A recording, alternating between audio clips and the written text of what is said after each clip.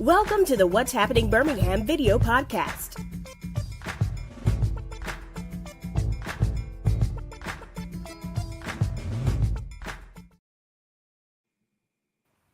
Hello, everyone. This is Jarvis S. Scott with What's Happening Birmingham. I'm back doing a live stream.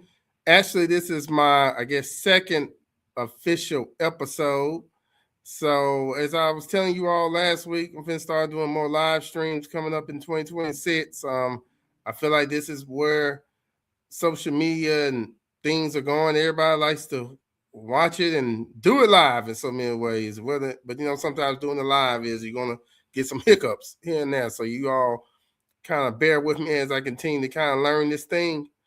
My second guest on the night, I wouldn't call him second guest, but I would say second guest doing the live stream episodes is none other than Centerpoint Mayor Bobby Scott. One of my favorite mayors in Jefferson County that's making things happen. He's in his second term, right? Yep. Second term as mayor. Second term, and he looks younger than his first term, everyone. I say that in a good way. Mayor Scott, how you doing this evening? Hey, I'm good, man. I appreciate the compliments, especially after just having a birthday. So, Okay. Good. So, my birthday was Saturday. I was turning big 50. So, so far things have been going good, and I have no complaints. Well, I wish you many more birthdays to come. I appreciate it. As you all know, I bring a lot of elected officials on from time to time, but a lot of times they come on when it's during election time. It's very hard to get them when it's come on after election time, but Mayor Scott said, well, Jarvis, I'll come back on again when everything is over with, so we can continue to talk about the business of the city. So thank you for coming on this evening. New year for your city. First start off, what's going on in Centerpoint?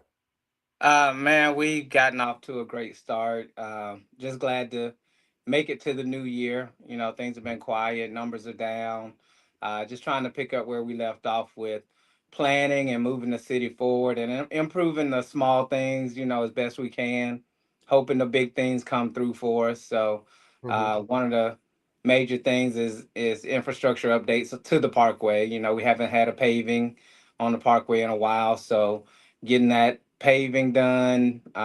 Trying to get Al to work with us on that, getting some additional street lights, not just on the parkway, but on the parkway and throughout the community, and working on some sidewalks. See if we can get some pedestrian connectivity going throughout the city. So it's a lot of small things stuff dealing with the schools and workforce development and entrepreneurship with the kids, all the way down to we just got a new football coach at the high school, and then at the same time trying to make sure our seniors are taken care of over at our senior center. So yeah, a lot of stuff in the books, a lot of stuff just constantly moving.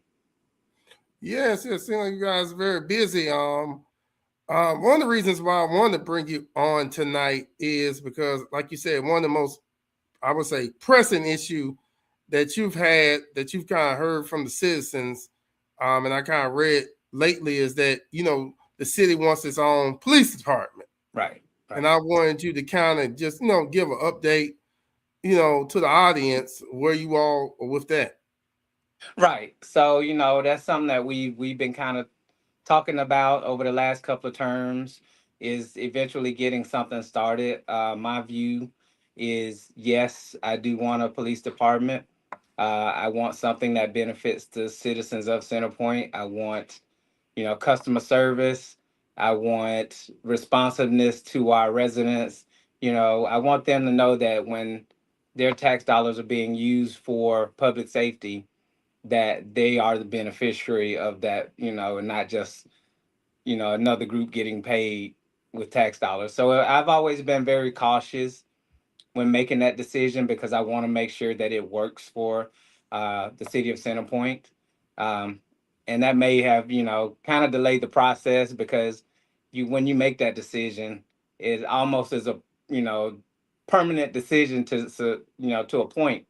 You obligate yourself financially, you obligate yourself legally to a lot of things that you have to kind of oversee at that point. The council's on the same page. The council also wants to go ahead and move forward. So that's why you saw the posting on in AL.com. I think we had a couple of different places where it was posted, but a posting position for a chief of police. So typically we were trying to build everything kind of from the bottom up.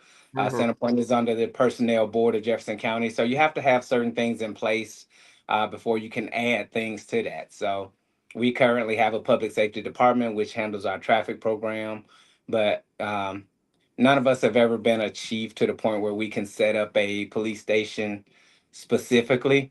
So that's what this consulting chief, this is like a chief slash consulting position.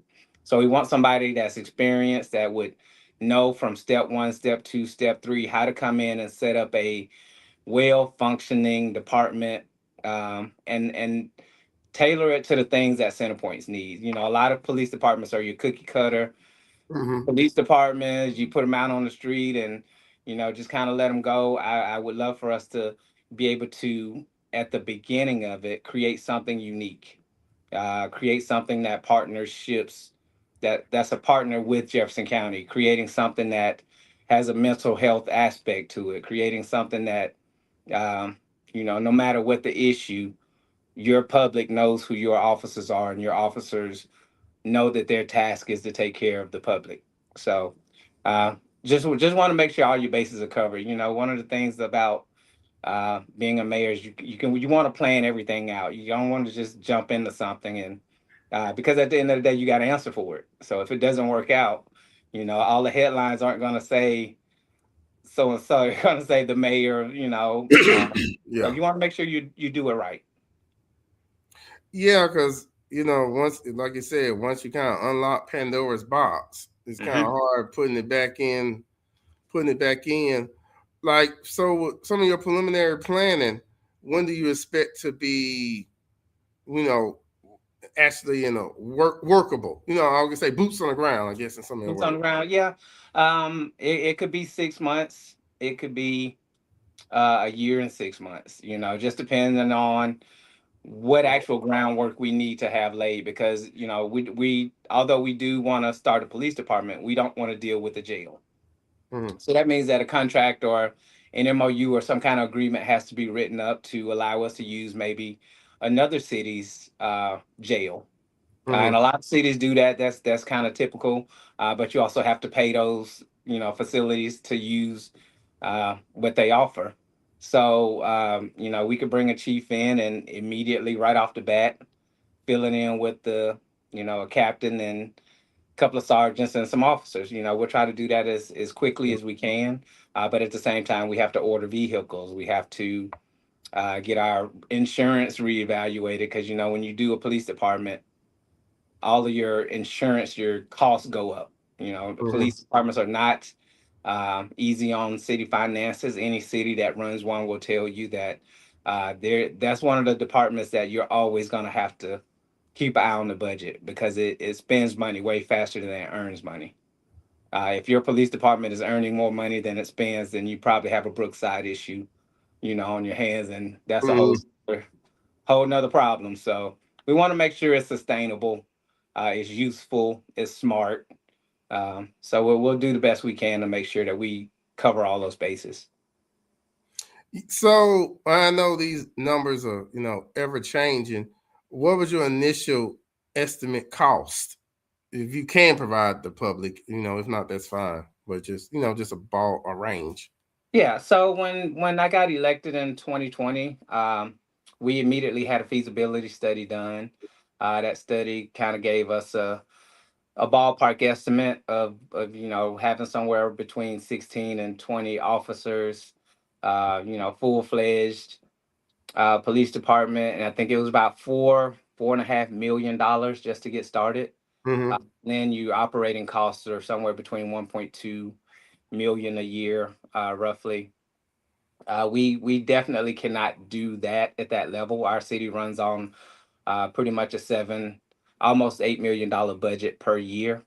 Mm-hmm. That's mostly salaries. So you got we do have to keep the lights on. So every light that that's in the neighborhoods or the community that the city pays for. We have to make sure all of the bills that we currently pay continue to get paid. At the same time, we have salaries to pay, we have insurance premiums to pay. So at the end of the day, you're operating off of a public safety budget of somewhere around 750,000. And then you may have some overages from the general, depending on how the contracts with the sheriff's department works out. So we spend roughly right under 500,000 a year for the deputies to be in Centerpoint. So of course Mhm. we'll kind of pull back from that and see if we can put that money into the actual police department. So we're looking at I think maybe 5 to 6, maybe 7 officers patrolling the city, and an admin person, and hopefully that keeps us under cost. Praying that nothing out of the Mhm. blue happens that costs us a lot more than we expected it to. So we'll manage it as best we can and figure out where the income is going to be coming from, and how we can make sure we keep that going year after year. Because you don't want to start something and then 5 years have to pull it back. We don't want Oh, to have that issue or have those kind of things pop up. yeah, and I agree. And the thing about it is like people have to keep in mind like this is something that you wanted, and like with any plan, it's always subject to change. It can always be some hiccups along the way, and then some just learning, growing pains because you're building Right, it. right, yeah, yeah. You're You not know, gonna get it down to the penny every time. So you mhm. may have a little bit of overage, you may have a little bit of under, but at the same time, it's something that the residents, I think, as a majority, the residents would love to see it. I think it would Mhm. inspire, pride in the community to be able to see cars with Centerpoint on them and know that those are your officers. That not something that you have to necessarily be afraid of or not have a good relationship with. That's the kind of we're building community, so everybody needs to be a part of the community and not just little pockets or subsets of the community. We want everybody to be a part of the community. So hopefully we don't have to raise any taxes. We also know that that's typically how most cities fund their police departments is property tax increase or something like that. So we hope not to have to figure out how that works. But at the same time, that may be something that we have to approach, in the next year or two to see if we can't accommodate the funds, or we can't raise the money or sustain it. We may have to do property tax increase, and that's a vote that goes back to the people. So Oh boy, I know they don't want that. Woo. yeah, no, nobody wants taxes, man. That's not something anybody wants to have to look at, especially if you work all week and the government gets their share, and at the end of the year, the government gets their share, and when you pay your property taxes, the government gets their share. So I Mhm. understand completely. Yeah. So, you know, what else is new? Any new restaurants opening in Singapore? I know last time we spoke, you was telling me that Applebee's had closed, correct? Yes. So Applebee's is closed, and hopefully we get that filled in faster sooner than later. Mm-hmm. You still got Simone's is definitely one of the hottest spots on the east side.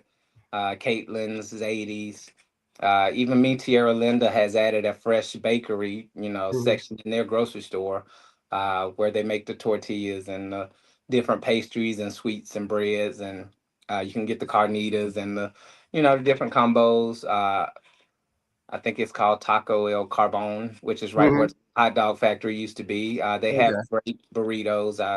I do like their California burrito, which means it just has French fries in it. So Oh, okay. if you're Okay. kind of greedy, then then that's a good spot to Yeah.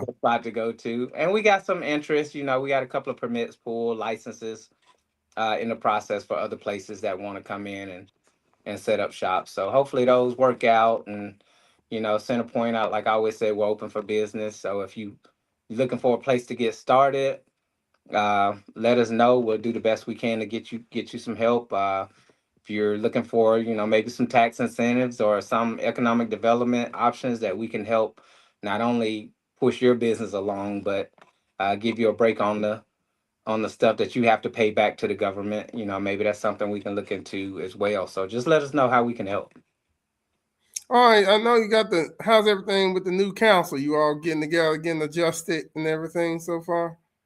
I think everything is going okay. I think when you have a lot of personalities, you're gonna have some heads that butt every now and then. So it all just comes back down to respect and the ability to hear each other out and make the best decision. So I think a lot of people come into politics or municipal government, and they have a lot of thought process of what they will do first. This is what I'm gonna do, and this is what I'm gonna change, and this is what I'm gonna do, and then you kind of realize that that's not really is how the law say is set up to allow you Mhm. to do certain things. Or a lot of times if it were that easy, it'd be done already. Or if there was that Oh much money, yeah. it'd be done already.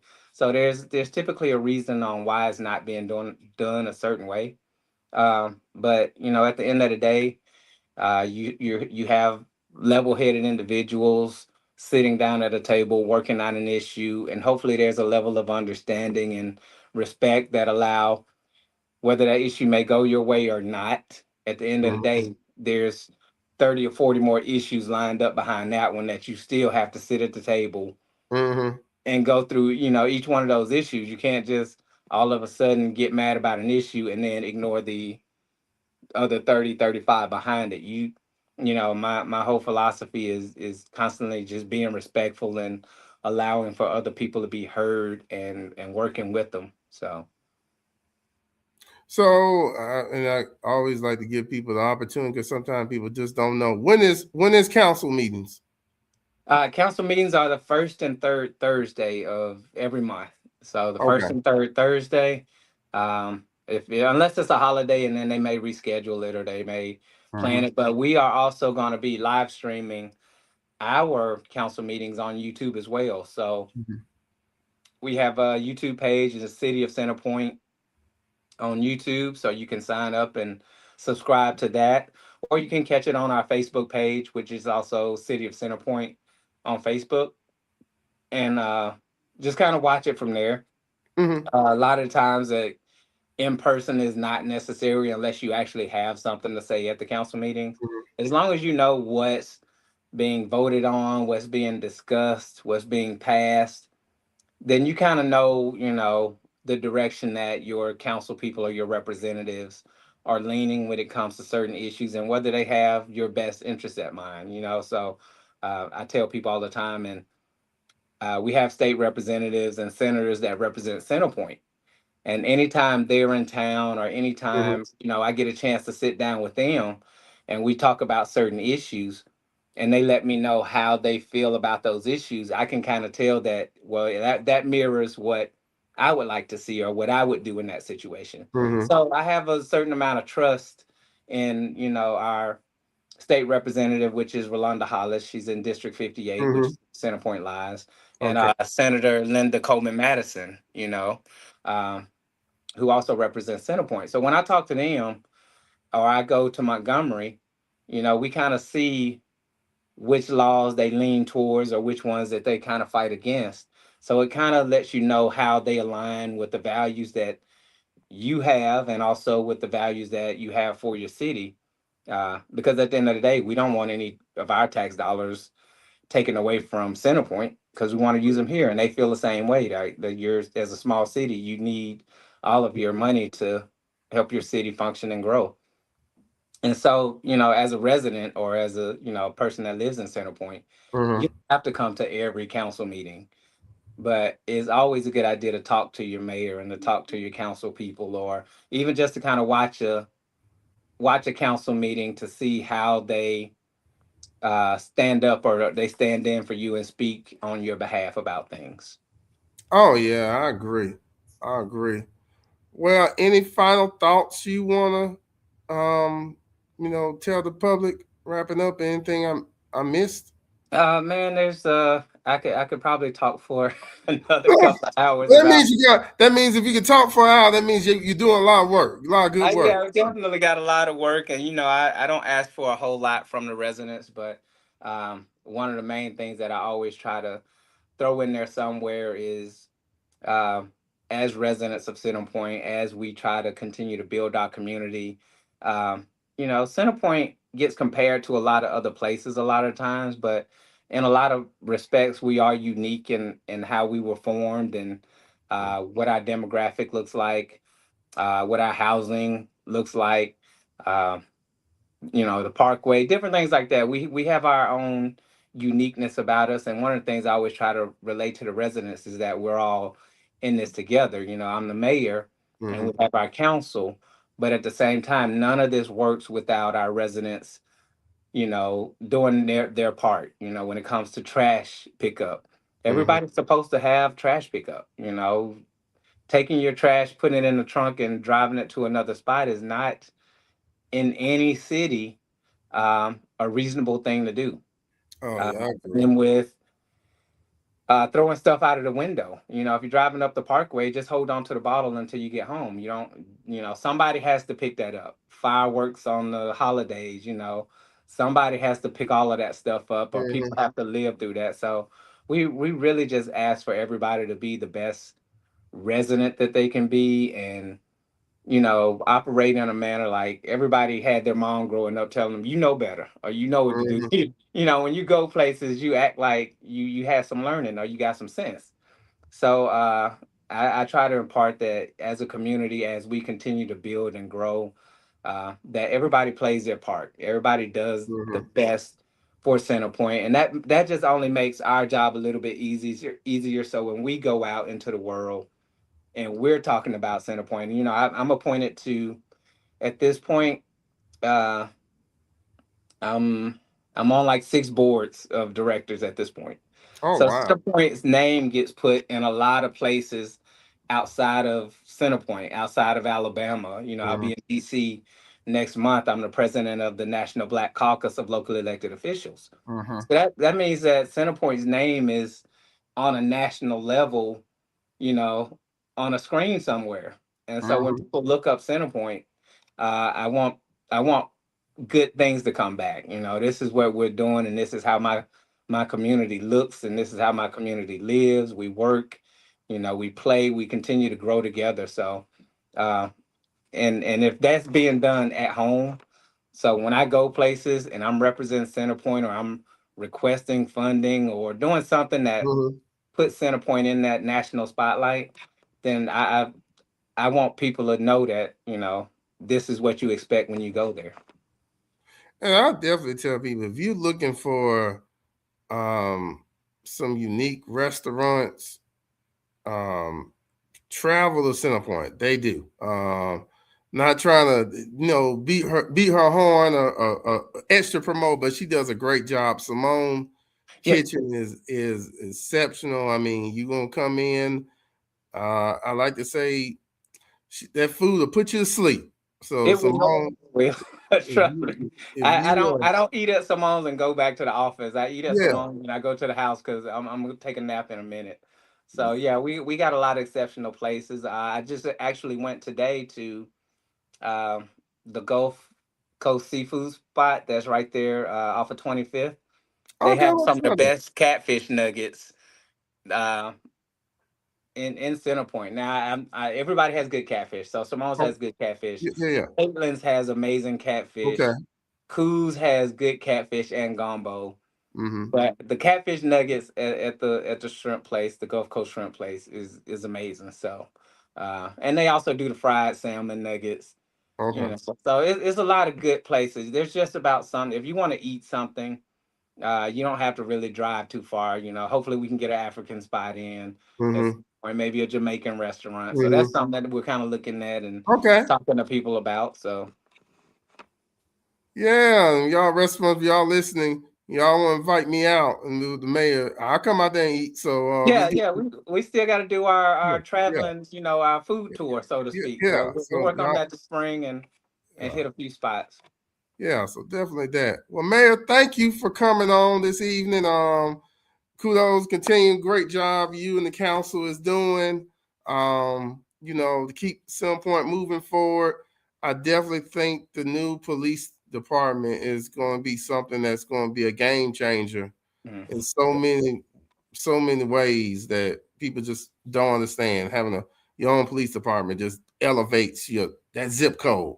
Right. Yeah. And that's what we hope to do. We hope to, let people know that we're going to continue to work on it. Every city has their issues, Mm-hmm. it could be dogs or payroll or finances or, Mm-hmm. trash or crime, whatever the case is. Every city out of 465 cities in Alabama, not Oh wow. including unincorporated areas, all have some kind of issue that they're currently working on. So we're going to continue to work on ours, improve them as best we can, and make them better.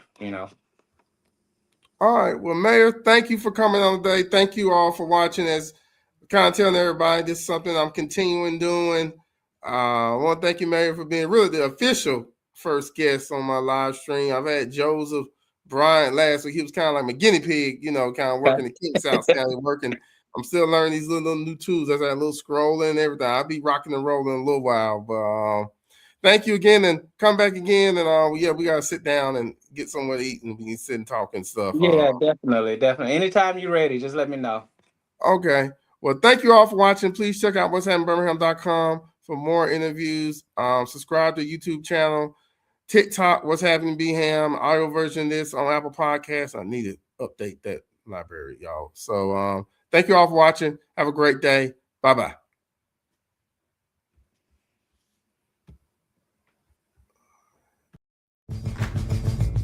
Thank you for watching the What's Happening Birmingham video podcast. Please check out our website, app, or subscribe to our YouTube channel for the latest videos today.